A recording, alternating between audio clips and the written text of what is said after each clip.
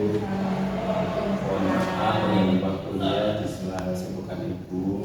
Ini mohon izin karena kami ada tugas CCP modul 3.1 terkait dengan wawancara kepala sekolah. Ini mohon waktunya untuk wawancara Ibu. Jadi ada beberapa pertanyaan Ibu yang akan kami tanyakan ke Ibu. Yang pertama, selama ini bagaimana Ibu dapat mengidentifikasi kasus-kasus yang merupakan dinamika atau pendidikan moral Ibu? Kasus-kasus yang berupa dinamika dan pendidikan moral. Pertama, saya dan teman-teman itu mempelajari dulu kasusnya, kemudian menganalisisnya, kemudian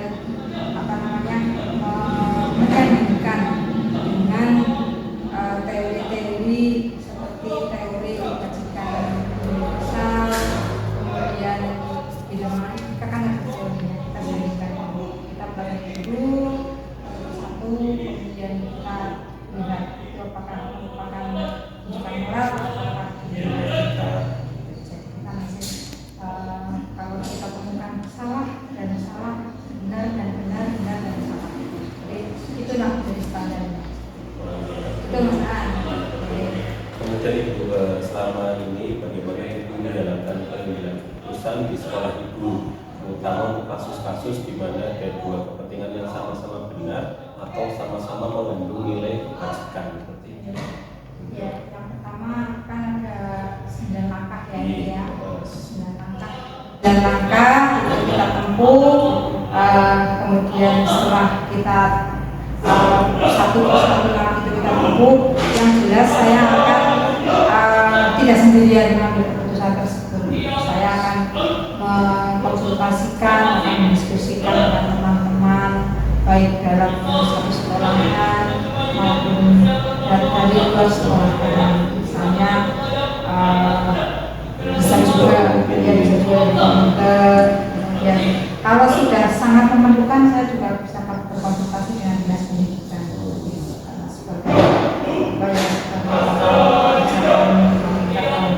tinggi, maka saya akan konsultasi ke sana.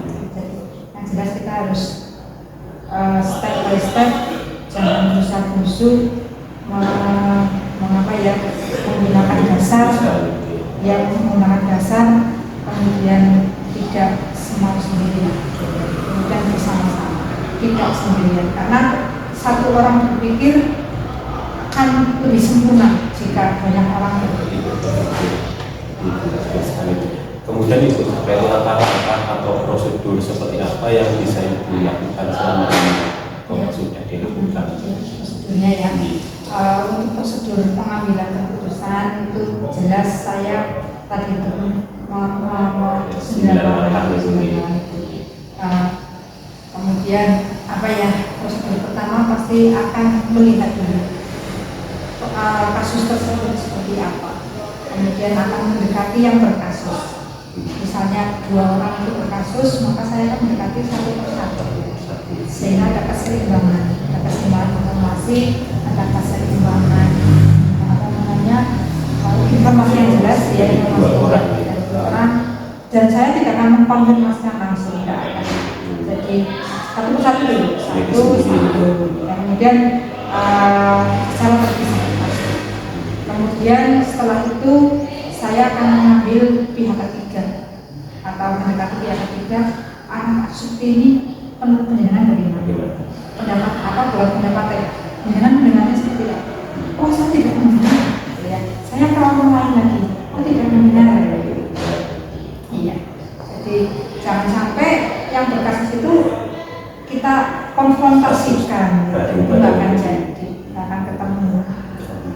Oke, itu baru kita kasus itu pasti dan baru cendena gitu, bahasa Inggris genah ya. Iya, baru kita ke langkah berikutnya ya, melihat regulasinya, kemudian melihat nilai-nilai yang ada di masyarakat, dan pendapat orang lain, pejabat, mengambil kebijakan dan seterusnya. Baru ada kemudian hal-hal apa saja yang selama ini Ibu anggap efektif efektif dalam pengambilan keputusan tersebut? Ya, menurut saya yang efektif adalah kita bermusyawarah, berdiskusi, melakukan curah pendapat dengan teman-teman, baik yang satu komunitas maupun yang lain komunitas, dengan yang selevel maupun di bawah level maupun di atas level dalam tanda. Oke Bu, tentunya dalam pengambilan keputusan itu ada tantangan-tantangan Ibu. Kira-kira apa saja tentunya pernah dihadapi? Ya, tantangannya yang jelas tingkat emosional kita. Pertama, tingkat emosional kita sebagai seorang pimpinan, itu harus matang dulu. Jadi kadang-kadang orang kan punya tingkat emosional yang berbeda-beda. Itu tantangannya yang pertama. Kemudian tantangan yang kedua adalah kita mengambil sebuah bahasa atau mencari bahasa yang tepat. Kadang-kadang bahasa kita tidak komunikatif itu berpengaruh terhadap pengambilan keputusan. Contoh tadi dua orang berkasus, kita mendekati ini, kalau kita tidak mempunyai bahasa yang efektif, komunikasi yang efektif, itu malah mungkin akan terjadi benturan atau mungkin salah pendapat atau salah penerimaan. Itu yang kedua. Kemudian yang ketiga, tantangannya kita itu kadang-kadang melupakan regulasi. Karena kita tidak tahu dari regulasi ini, kita terabas, kemudian kita malas belajar regulasi, kemudian ada regulasi baru kita tidak update. Itu tantangan. Kemudian tantangan yang keempat adalah kadang-kadang terlalu banyak masalah yang bertumpuk-tumpuk. Mana dulu yang mau diselesaikan? Itu kadang-kadang konflik antar teman, kemudian dilema etikanya itu tidak satu, tapi banyak. Bertambah seperti itu. Teman, murid, orang tua, masyarakat.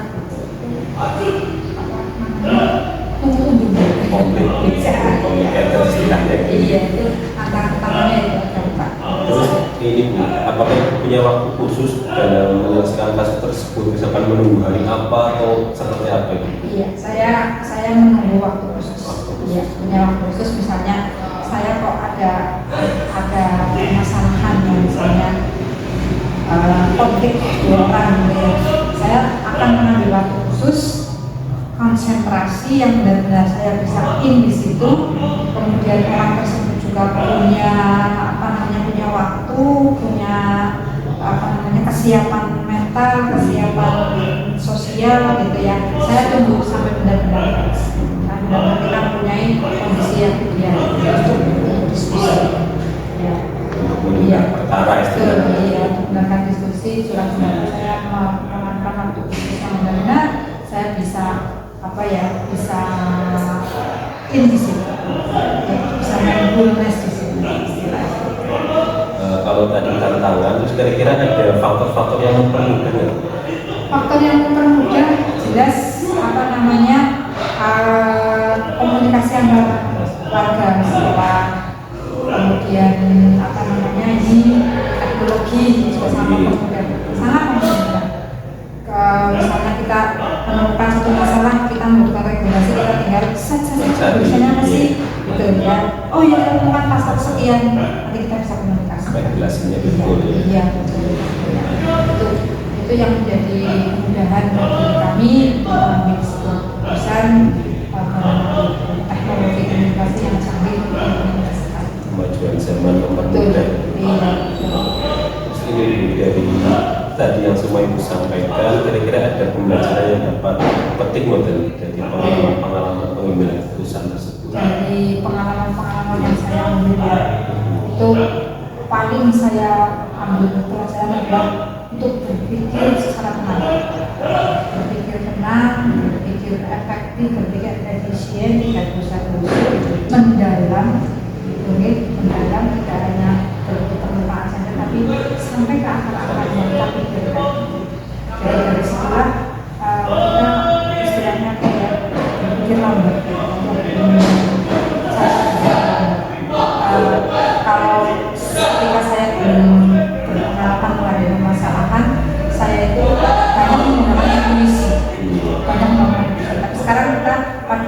dari yang pertama sampai ke 9 dari ya termasuk apa namanya inflasi kita tidak menggunakan karena bagaimanapun perasaan ya kadang-kadang juga tidak bisa berbohong. Kemudian yang terakhir ya doa itu merupakan sesuatu yang benar yang kadang-kadang kita bilang kok ada penyelesaian. Terima kasih Ibu atas kesempatannya, ini juga menjadi pembelajaran bagi saya juga. Mohon maaf yang menjadi waktunya. Terima kasih. Warahmatullahi wabarakatuh.